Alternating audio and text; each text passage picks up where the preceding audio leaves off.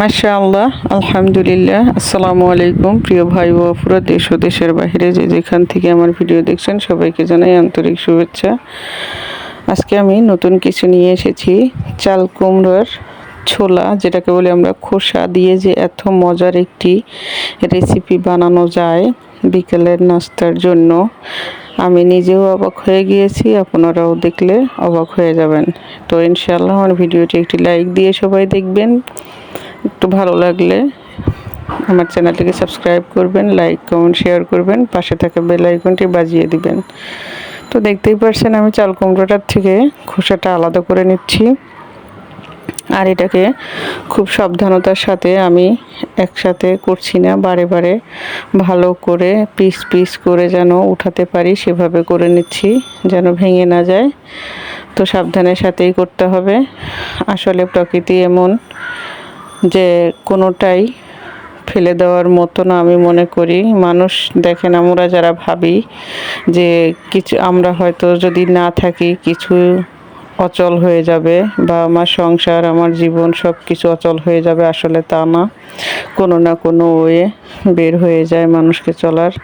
তো দেখুন আমি এটা দিয়ে কিভাবে নাস্তাটা বানিয়ে ফেলতেছি। আমি এখন সাইজ করে এভাবে কেটে নিচ্ছি, আপনারা আপনাদের সাইজ মতো নিয়ে নিতে পারবেন।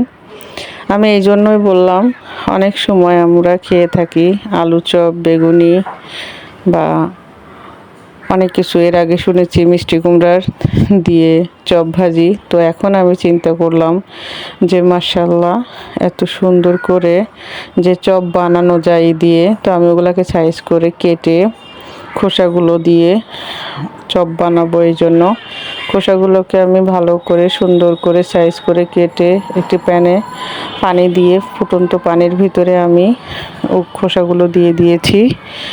দেওয়ার পরে আমি বেশিক্ষণ না, হয়তো 1 মিনিট জাল করেছি, যেন কালারটা নষ্ট না হয় আর সিদ্ধ বেশি না হয়ে যায়। বেশি সিদ্ধ হয়ে গেলে ভেঙে যাবে, এই জন্য শুধু যে একটা কাঁচা ভাব আছে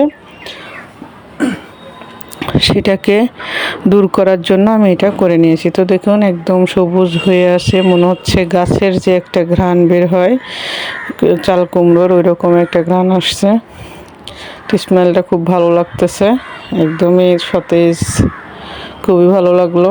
তো এরকম ব্যতিক্রম কিছু না কিছু করেও মানুষ চলতে পারে, তো আমিও সেরকমই আজকে করলাম। তো আমি নিয়ে নিলাম চাউলের গুঁড়ি, আর এই চাউলের গুঁড়িটা আমি আজকেই করেছি ব্লেন্ডারে, নিজে গুঁড়ো করেছি। আমি সব সময় চেষ্টা করি বাসাতেই করার।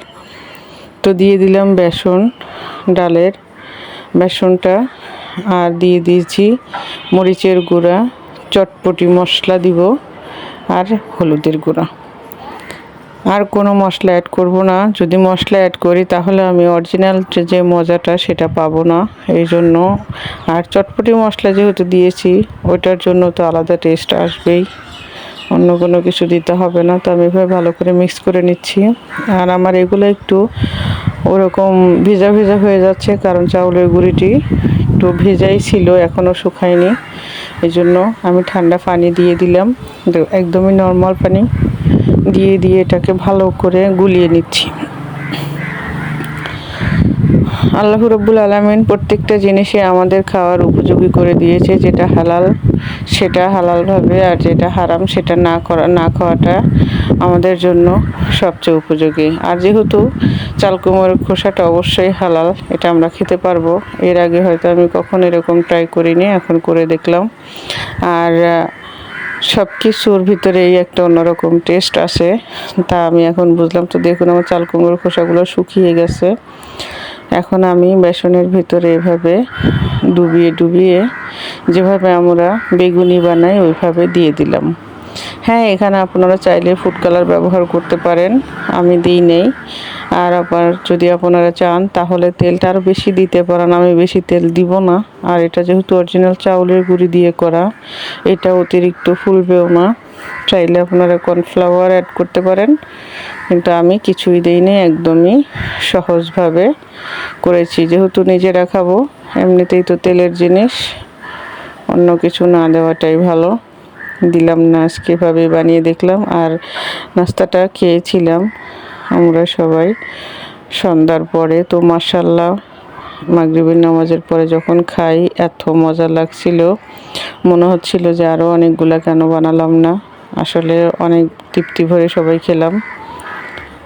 তো মাশাআল্লাহ দেখুন, এভাবে আস্তে জাল দিয়ে ভাজতে হবে। আমি ভেজে নিচ্ছি এভাবে। অবশ্যই আপনারা ট্রাই করবেন এভাবে। আমার আপু ভাইয়েরা একটা লাইক দিয়ে ভিডিওটি দেখবেন। আপনাদের একটি লাইক আমাকে অনেক অনেক বেশি সাহায্য করবে অন্যদের কাছে ভিডিওটি পৌঁছানোর জন্য। তো এভাবে আমরা চাইলে চাল কুমড়োর খোসা দিয়েও চপ ভাজি করতে পারি। আমরা বেগুনের পরিবর্তে এগুলাও করতে পারি, কারণ একটা সময় দেখা যায় যে আমরা সব কিছুই যারা শহরে থাকি অনেক রকমভাবে আমাদের হাতের নাগালে থাকে না, পাওয়া যায় না। ব্যতিক্রম কোনো কিছু যদি খেলে আমরা চেষ্টা করি, এটা আমি মনে করি খুবই একটা ভালো। আর আমি এটা বানিয়ে খেয়েছি, তো মাশাআল্লাহ এর পরের থেকে আমি সব সময় বানিয়ে খাবো। খুবই ভালো লেগেছিল আমার শ্বশুর শাশুড়িও অনেক পছন্দ করছে। আমাকে বলতেছে যে তুমি কিছুই ফালাও নাই, ছোলাটা পর্যন্ত রান্না করে ফেলছো। বলছি যে হ্যাঁ। তো যাক, সব কিছু মিলিয়ে আজকে আমি বানিয়ে ফেললাম চাল কুমড়োর খোসা দিয়ে চপ ভাজি। অবশ্যই এটা আপনারা মুড়ি দিয়েও মেখে খেতে পারবেন ছোলা বুটের সাথে। আমি সবগুলোকে একে একে ভেজে নেব। আর আমরা নতুন নতুন কিছু অবশ্যই ট্রাই করব সবসময়, এতেও নিজেদের মন মানসিকতা অনেক চেঞ্জ হয়, ভালো লাগে। আসলে আমরা সব সময় শিক্ষার ভিতরেই থাকি, জন্ম থেকে মৃত্যু পর্যন্ত মানুষের শিক্ষার শেষ নাই, সেটা যে শিক্ষাই হোক। তো আমি এভাবে সবগুলোকে ভেজে নিলাম। তো দেখুন, আমি একটাকে ভেঙে দেখাই, অনেক সুন্দর মুসমুসো হয়েছে। আর যেহেতু এটাকে আমি চাউলের গুঁড়ি দিয়েছি, অনেক গরম জন্য এরকম মনে হচ্ছে। আর যেহেতু চাউলের গুঁড়ি দিয়েছি, আর চাউলের গুঁড়িটা দেওয়াতে একটু বেশি ভালো হয়েছে। এটা যদি আপনারা আটা বা ময়দা দিয়ে করেন এটা অতটা ভালো হবে না, এটাকে চাউলের গুঁড়ি দিয়েই করার চেষ্টা করবেন, অনেক ভালো লাগবে। আমার প্রিয় ভাই বাপুরা যে যেখানেই থাকেন সবাই ভালো থাকবেন, সুস্থ থাকবেন, আমার জন্য দোয়া করবেন, আমার পরিবারের জন্য দোয়া করবেন। ইনশাআল্লাহ সবাই সবার জন্য দোয়া করব, সাপোর্ট করব, সবাই সবার পাশে থাকব, এই কামনাই করি। আল্লাহ হাফেজ।